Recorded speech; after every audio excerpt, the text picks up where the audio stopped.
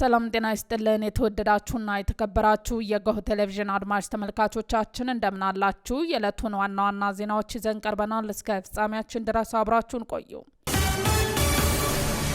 አዋሽ ባንክ ለላቀ የደንበኞች እርካታን ተጋለን በሚል መሪ ቃል የደንበኞችን ሳምንት መርሃ ግብር በዛሬው ዕለት አስጀመረ። አዋሽ ባንክ ከደንበኞቹ ጋር ያለውን ግንኙነት ወደ ላቀ ደረጃ ለማሸጋገርና ለማጎልበት ለላቀ የደንበኞች እርካታን ተጋለን በሚል መሪ ቃል በዋናው መስሪያ ቤትና በሁሉም ቅርንጫፎች ለአንድ ሳምንት የሚቆይ የደንበኞች ሳምንት መርሃ ግብር በዛሬው የካቲት 2 ቀን 2018 ዓ.ም በዋናው መስሪያ ቤት አስጀምሯል። የአዋሽ ባንክ ዋና ስራ አስፈጻሚ አቶ ፀሐይ ሽፈራው በመርሃ ግብሩ ማስጀመሪያ ስነ ስርዓት ላይ እንደገለጹት ባንኩ ከምስረታው ጊዜ ጀምሮ የደንበኞችን ፍላጎት ለማርካት ደንበኞችን ማዕከል ያደረገ ደንበኛ ተኮር አገልግሎቶችን እያቀረበ 31 ዓመታትን በስኬት መጓዙን ተናግረዋል። አዋሽ ባንክ ደንበኞቹ ያለ ብዙ ውጣ ውረድና ልፋት በአቅራቢያቸውና በሚያመቻቸው የአገልግሎት መስጫ ማዕከላት የባንክ አገልግሎት እንዲያገኙ እያደረገ ይገኛል ብለዋል። በቅርንጫፎቹ ስርጭት ረገድ በትኩረት እየሰራ መሆኑን ተናግረው በአሁኑ ወቅት የባንኩ የቅርንጫፎች ብዛት ከ1000 በላይ መድረሱንም ተናግረዋል። ከዚሁ ጋር በተያያዘ በቅርቡ በምስራቅ ሐረርጌ ዞን በኤጀርሶ ጎሮ ከተማ ለባንኩ ታሪካዊ የሆነውን 1000 ቅርንጫፍን በታላቅ ድምቀት ማስመረቁን አቶ ፀሐይ አክለው ተናግረዋል። አዋሽ ባንክ ደንበኞችን በሳምንት 7ቱንም ቀናት የ24 ሰዓት የተሟላ የባንክ አገልግሎት የሚያገኙበት ዲጂታል ቅርንጫፎችን በተለያዩ ትላልቅ የሀገራችን ከተሞች ከፍቶ አገልግሎት በመስጠት ላይ ይገኛል ብለዋል። ኢትዮ ኤርትራ ወደ ጦርነት ሊያመራ የሚችል ከባድ ማስጠንቀቂያ ነው ሲል ጀዋር መሐመድ ገለጸ። የኦሮሞ ፌዴራሊስት ኮንግረስ ጀዋር መሐመድ የኢትዮጵያ የውጭ ጉዳይ ሚኒስተር ለኤርትራ አቻቸው የላከው ደብዳቤ ወደ ጦርነት ሊያመራ የሚችል ከባድ ማስጠንቀቂያ መሆኑን ገለጸ።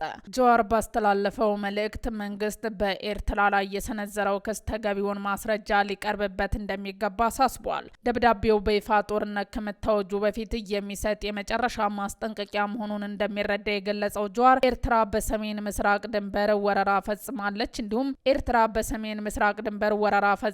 እንዲሁም በሰሜን ምዕራብ ከታጣቂዎች ጋር የጋራ ወታደራዊ እንቅስቃሴ እያደረገች ነው የሚለው ክስ እውነት ከሆነ ድርጊቱ የሚወገዝ መሆኑን ጠቁሟል። ማንኛውም አይነቱ ግዘት ከመስጠት በፊት የቀረቡትን ክሶች ትክክለኛነት መረጋገጥ እንዳለባቸው ጀዋር አሳስቧል። መንግስት ክሱን የማስረዳት ኃላፊነት አለበት ያለው ፖለቲከኛው የኤርትራ ጦር ገብቶባቸዋል የተባሉ የድንበር ወረዳዎች በግልጽ በስም መጥቀስ እንዳለባቸው ገልጿል። መንግስት እንደ ሰሜን ምስራቅ ያሉ ሰፊና አሻሚ መልክዓ ምድር መግለጫዎችን ከመጠቀም ይልቅ የተወሰኑ ቦታዎችን ለይቶ ማሳወቅ ለግልጽነትና ለጥንጣሬ መወገድ አስፈላጊ መሆኑን ጀዋር በመልእክቱ አመልክቷል። ጀዋር ይህንን አስተያየት የሰጠው የኢትዮጵያ መንግስት ኤርትራን ወታደራዊ ወረራ ፈጽማለች በማለት በይፋ መክሰሱንና በሁለት ሀገራት መካከል ያለውን ውጥረት ወደ ከፍተኛ ደረጃ መሸጋገሩን ተከትሎ ነው።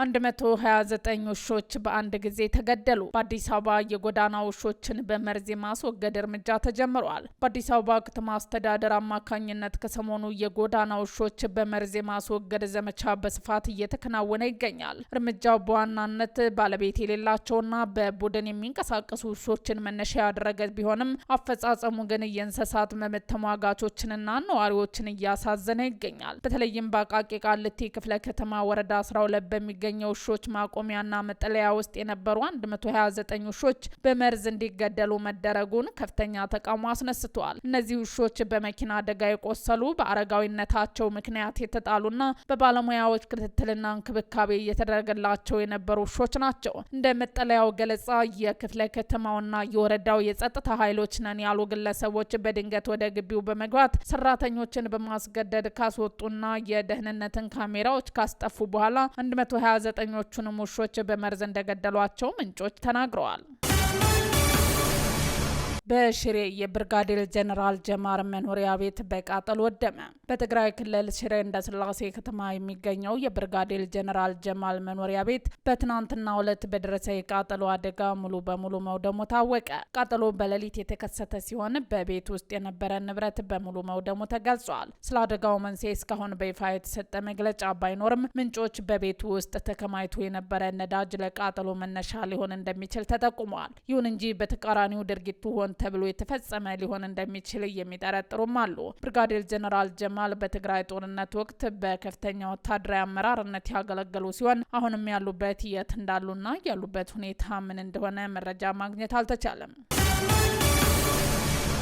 የተባበሩት አረብ ኤምሬትስ ከኢትዮጵያ ጋር ግንኙነቷን ማጠናከሯን ተከትሎ ግብጽና ሳውዲ አረቢያ ትኩረታቸውን በኤርትራ ላይ ማድረጋቸው ተዘገበ። በቀይ ባህር ላይ ስትራቴጂካዊ መገኛ ያላት ኤርትራ በሳውዲ አረቢያና በተባበሩት አረብ ኤምሬትስ መካከል ላለው የቀይ ባህር ፍክክር እንደ ወሳኝ ሜዳ በመታየቷ የአረብ ሀገራት ትኩረት እየሳበች መሆኑ ተዘግቧል። በቅርቡ ስለተከናወነው ዲፕሎማሲያዊ እንቅስቃሴዎች መረጃ ያላቸው ሁለት የአረብ ባለስልጣናት ለሚድል ኢስት አይ እንደገለጹ ግብጽ በኤርትራና በሳውዲ አረቢያ መካከል ትልቅ የጸጥታ ትስስር እንዲፈጠር በማስማማት ላይ ትገኛለች። ግብጽ ይህንን የምታደርገው የተባበሩት አረብ ኤምሬትስ ከኢትዮጵያ ጋር ያላትን ወታደራዊ ግንኙነት እያጠናከረች መምጣቷን ተከትሎ የኤምሬትስ ተጽዕኖ ለመመከት በማሰብ እንደሆነ ተገልጿል። ባለስልጣናቱ አክለውም ለዚህ ዲፕሎማሲያዊ እንቅስቃሴ ተነሳሽነት የፈጠረው ባለፈው ጥር ወር በሱዳን ጦርና በፓኪስታን መካከል ከተደረገው የመከላከያ ስምምነት መሆኑን ገልጸዋል። ስምምነቱ በሳውዲ አረቢያ የገንዘብ ድጋፍ የሚከናወነው መሆኑን በሰፊው የሚታመን ሲሆን የስምምነቱ አካል የሆነው የጦር መሳሪያ አቅርቦት እስካሁን አልተከናወነም ተብሏል። የፍልስጤሙ ሐማስ አሜሪካና እስራኤል መራሽ የውጭ ኃይል ወደ ጋዛ አይገባም ሲል አስጠነቀቀ። እስራኤል ከጋዛ ጠቅልላ እስካልወጣች ድረስ ትጥቅ መፍታት የሚለው የማይታሰብ ነው ሲል ሐማስ በመሪው በካሊድ መሻል በኩል መግለጫ ሰጥቷል። በቅርቡ የአሜሪካው ፕሬዚዳንት ዶናልድ ጄ ትራምፕ ጋዛን ይታደጋል በሚል ኢስላም ቦርድ ማቋቋማቸው የሚታወስ ሲሆን ሐማስ ግን ቅሬታቸውን እያቀረበ ይገኛል። ወረራ እስካለ ድረስ ራስን መከላከል የፍልስጤማውያን ኩራት ነው ሲሉ በዱሃ ጋዜጣዊ መግለጫ ሰጥተዋል። ካሊድ መሻል አክለውም ትጥቃችንን ሊያስፈቱና እንደ ወንጀለኛ ሊቆጥሩን ለሚሞክሩት የምናስረክበው መሳሪያ የለም ሲሉ የሐማስ ከፍተኛ ባለስልጣን መሻል አስታውቀዋል። የሐማስ ቅሬታ በመካከለኛው ምስራቅ ቀጣና ሌላ ውጥረት እንዳይፈጠር ስጋት መጋረጡን ፖለቲከኞች እየተናገሩ ነው። የተባበሩት አረብ ኤምሬትስ አሜሪካ ለሱዳን ያቀረበችውን የሰላም እቅድ እንደምትቀበል አስታወቀች። በሱዳን ግጭት እያቀጣጠለችው ነው የሚለው በብርቱ ክስ የሚቀርብባት የተባበሩት የአረብ ኤምሬትስ በአሜሪካ የተነደፈውን የሱዳን የሰላም እቅድ እንደምትቀበል አስታውቃለች። የዩናይትድ ስቴትስ አሜሪካ የአረብና የአፍሪካ ጉዳዮች ከፍተኛ አማካሪ ማሱድ ቦሎስ በሱዳን ላይ ያስተዋወቁትን ሁሉን አቀፍ የሰላም እቅድ ተቀብላለች ሲል የተባበሩት የአረብ ኤምሬትስ የውጭ ጉዳይ ሚኒስተር ቃል ባይ በኤክስ ገጹ አመልክቷል። ኤምሬትስ ግጭቱን በአስቸኳይ እንዲቆሙ በቀጣናውና በዓለም አቀፍ ደረጃ የሚደረገውን ጥረት ለመደገፍ ቁርጠኛ መሆኗን የገለጸ ሲሆን ኳር ተብሎ የሚጠራው በአሜሪካ፣ በግብጽ፣ በሳውዲ አረቢያና የተባበሩት አረብ ኤምሬትስ ከሚመራው ቡድን ጋር በሱዳን ግጭት ለማስቆም እየሰራች መሆኑን አረጋግጣለች። ማሳድ በሱዳን ሰላም ለማምጣት ጥንቃቄ የተሞላበት ተስፋ እንዳለው ገልጸዋል። አማካሪው የአሜሪካ የሰላም እቅድ በ5 ነጥቦች ላይ እንደሚያተኩር ሲናገሩ እነዚህን ሰብአዊ ረድኤትን ማድረስ፣ ሰላማዊ ዜጎችን መጠበቅና መመለስ ተግባር፣ የረጅም ጊዜ ተኩስ አቁም፣ ፖለቲካዊ ሽግግር ማከናወንና መልሶ ግንባታ ናቸው። 3ኛ ዓመቱን ሊያስቆጠር የተቃረበው በሱዳን ብሔራዊ ጦርና በፈጥኖ ድራሽ ድጋፍ ሰጪ ኃይል መካከል የተካሄደ የሚገኘው ጦርነት ብዙዎችን ሕይወት ሲቀጥፍ 11 ሚሊዮን ያህል እንዲፈናቀሉ በመላው ዓለም የከፋ የተባለውን ረሃብን ጨምሮ የሰብአዊ ቀውስን አስከትሏል። ሳውዲ አረቢያ ለመጀመሪያ ጊዜ ለአልኮል ሽያጭ ፍቃድ ሰጠች። ሳውዲ አረቢያ ላለፉት 70 ዓመታት በሀገሪቱ ተግባራዊ አድርገው የነበረውን ጥብቅ የአልኮል ክልከላ በማላላት ለመጀመሪያ ጊዜ አልኮል የሚሸጥበትን ልዩ ሱቅ መክፈቷን አስታወቀች። ይህ ውሳኔ በሀገሪቱ ታሪክ ትልቅ ለውጥ ተደርጎ የተወሰደ ሲሆን አተገባበሩ ግን በከፍተኛ ጥንቃቄና በተወሰኑ የህብረተሰብ ክፍሎች ላይ ብቻ የተገደበ መሆኑ ተገልጿል። ሽያጭ የሚፈቅደው ሙስሊም ላልሆኑ የውጭ ሀገር ዲፕሎማቶች ብቻ ነው። ተጠቃሚዎች አስቀድመው በልዩ መተግበሪያ መመዝገብና ከመንግስት ፍቃድ ማግኘት ይኖርባቸዋል። ሱቅ የተከፈተው በዋናው ከተማዋ ሪያድ በሚገኘው ኤምባሲዎች በሚገኝበት ዲፕሎማቲክ ኳታር ውስጥ ነው። የሳውዲ ዜጎች፣ ቱሪስትና ሌሎች የውጭ ሀገር ነዋሪዎች ወደ ሱቅ መግባትም ሆነ መጠጥ መግዛት አይፈቀድላቸውም። በተጨማሪም ከ1 ዓመት በታች ለሆኑ ሰዎች ሽያጭ አይፈጽምም። እያንዳንዱ ዲፕሎማት በወር ውስጥ ሊገዛው የሚችለውን የመጠጥ መጠን የተወሰነ ሲሆን ለሌላ ሰው አሳልፎ መስጠትም በጥብቅ የተከለከለ ነው።